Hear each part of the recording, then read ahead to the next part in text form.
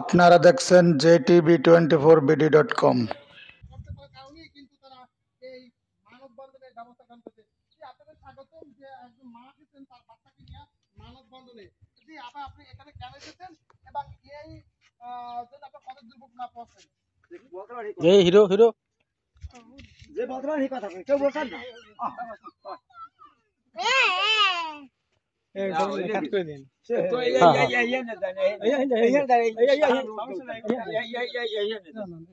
কথা বলতে না কাটা লাগবে।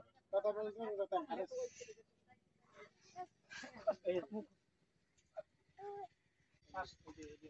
তিনজন মহিলা তিনজন পুরুষ কথা বলতে হবে না একটু আমাদের আপনি পারবেন না কই বাবু এই আমাকে স্কুলে দিতে পারিনি আমরা রাস্তাঘাটে মহিলা মানুষ সুস্থ অসুস্থ হইলে আমাকে আসা যাওয়ার কোনো পথ ভালো নাই আমাকে অনেক সমস্যা রাস্তা দীর্ঘ অনেক দিন ধরে খালি বারবার হয় যে মেম্বার চেয়ারম্যান আমাকে রাস্তা বলে দেবে কিন্তু আমাকে রাস্তা তারা করে দেয় না এখন আমাকে অনেক 15 বছর থেকে এই রাস্তায় আমরা ভোগ করতে আছি। এই একটা রাস্তা না কয়েকটা রাস্তায় আমার লোহালিয়া ইউনিয়নে কাজ কাম হয় নাই, দুর্গতির শেষ নাই। জরুরি রোগী যদি হয় তাই এই অটো তো নিতে পারতে আসি না, হুন্ডাই নিতে পারতে আসি না, ধৈর্য তারপর নেওয়া লাগে, এইপর ট্রলারে যাওয়া লাগে।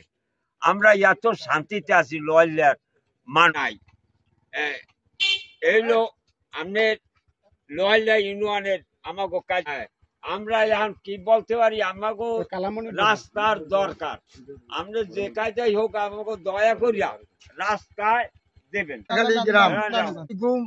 আমাদের লোহালিয়া ইউনিয়ন পাজাখালী গ্রাম পালপাড়া বাজার থেকে পূর্ব ইমানদের হাট, কাশীপুর, প্রতাপপুর এইসব যাতায়াত পথ খুব খারাপ। রাস্তা ঘাট কিছুই আমাকে নাই।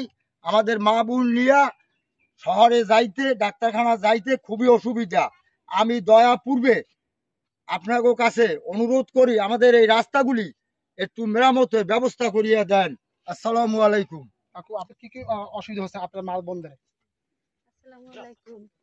আমাদের দীর্ঘ 15 বছর ধরে আমরা রাস্তায় এক জায়গায় যাইতে পারিনি আমাদের 2 সুট কাপড় নিয়ে যাইতে হয় আমরা 1 সুট পরে কাদা লাগে ভাঙ্গা চুরে আমরা অনেক আচার পাচার খাই যাইতে হয় অনেক কষ্ট হয় আমাদের যাইতে আমাদের মেয়ে ছেলে স্কুলে যাইতে পারে না কোনো গাড়ি চলে না এত ভাঙ্গা রাস্তা তার বলার মতো না আমরা যাতে রাস্তাঘাট পাই তার জন্য আপনার কাছে আমরা আদেশ করি যে রাস্তা যাতে আমরা ভালো হয় আমাদের দাঁড়ান আসসালামু আলাইকুম আমাদের এই রাস্তা অনেকদিন যাবত ভাঙাচুরা ছেলে মেয়ে স্কুলে যাইতে পারে না আমরাও অসুখ বিসুখ হইলে ডাক্তারের কাছে যাইতে অনেক সমস্যা হয় এই অটো গাড়ি চলে না অনেক কিছুতেই সমস্যা হয় আমরা সরকারের কাছে আবেদন করি আমাদের এই রাস্তাটা যেন দ্রুত করে দেওয়ার জন্য অনুরোধ করি।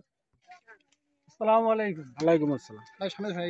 আমরা লোহালিয়া ইউনিয়ন এর অধিবাসী পালপাড়া বাজার থেকে এটা পাজাখালী গ্রাম পালপাড়া বাজার থেকে মাধবপুর পর্যন্ত দীর্ঘ এই রাস্তাটি 1912 সাল থেকে এই রাস্তা মেরামত হওয়ার পর থেকে আজ পর্যন্ত রাস্তায় কোনো কাজ কার্যকর হয়নি।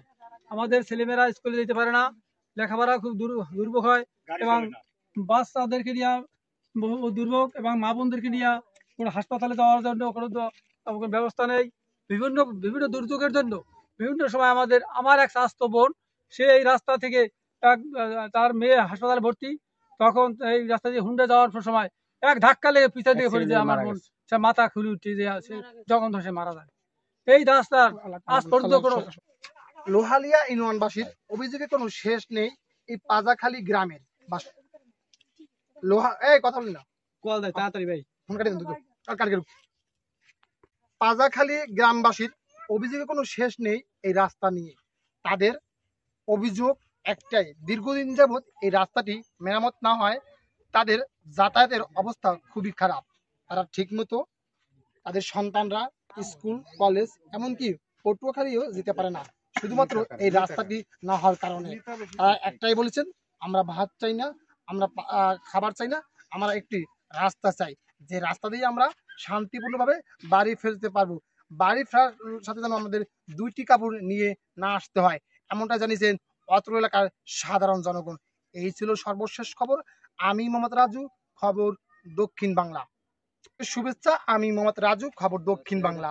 আমি এই মুহূর্তে অবস্থান করেছি পটুয়াখালী সদর উপজেলাধীন লোহালিয়া ইউনিয়নের পাজাখালী গ্রামে।